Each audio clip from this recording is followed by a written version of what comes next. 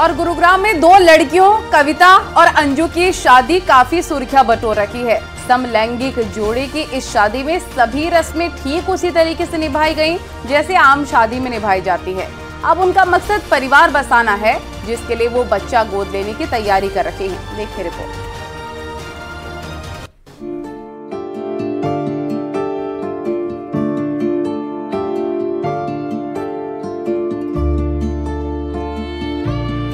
दिल्ली से सटे गुरुग्राम में हुई एक शादी काफी चर्चा में है।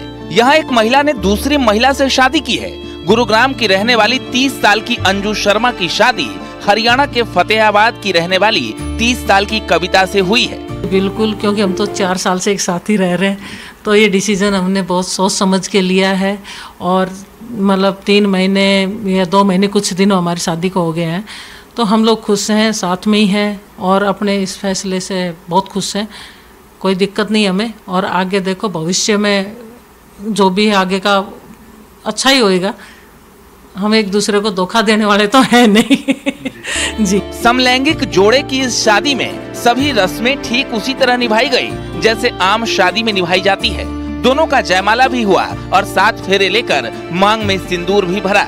अपने परिवार और लगभग 80 मेहमानों की मौजूदगी में अंजू और कविता 24 अप्रैल को गुरुग्राम की छोटी पंचायत धर्मशाला में पूरे धूमधाम और पारंपरिक रीति रिवाजों के साथ शादी के बंधन में बंध गई। कोई दिक्कत नहीं आई, बट मेरे को जो डर था सबसे ज्यादा मेरी बिल्डिंग का था कि कोई आके खड़ा नहीं हो जाए, हमारे बच्चों पे क्या वो होएगा, असर होएगा।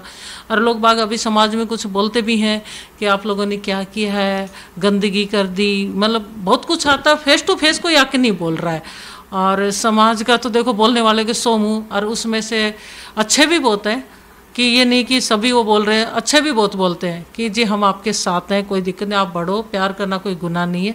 इंसान को किसी से भी कभी भी प्यार हो सकता है, तो ऐसे भी हैं लोग। गुरुग्राम की रहने वाली अंजू एक एक्टर हैं। फतेहाबाद से ताल्लुक रखने वाली कविता 2020 में अंजू के मेकअप आर्टिस्ट के तौर पर काम करने आई। इसी दौरान दोनों एक दूसरे के काफी नजदीक आई। बाद में दोनों ने रिलेशनशिप में आने का फैसला किया। अंजू का कहना है कि बीते 4 साल से सुख में दुख में साथ रहे हैं, अब जीवन भर साथ रहेंगे। 4 साल में हम दोनों बस सिर्फ 2 ही बार अलग हुए हैं। एक बार मैं गुड़गांव गई इसको छोड़ के, एक बार ये मेरे को छोड़ के गई थी। तो इस तरीके से हमारी जर्नी चलती रही।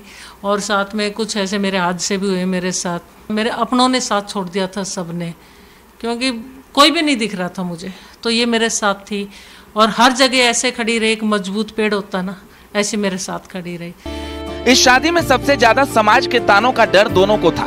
हालांकि दोनों दुनिया को फेस करने के लिए तैयार हैं, लेकिन कविता का कहना है कि सोशल मीडिया पर उनके परिवार को भला बुरा कहा जा रहा है। ये तो पता था कि शादी के बाद वीडियोस बहुत वायरल होगी, क्योंकि ये सब तो होना ही था।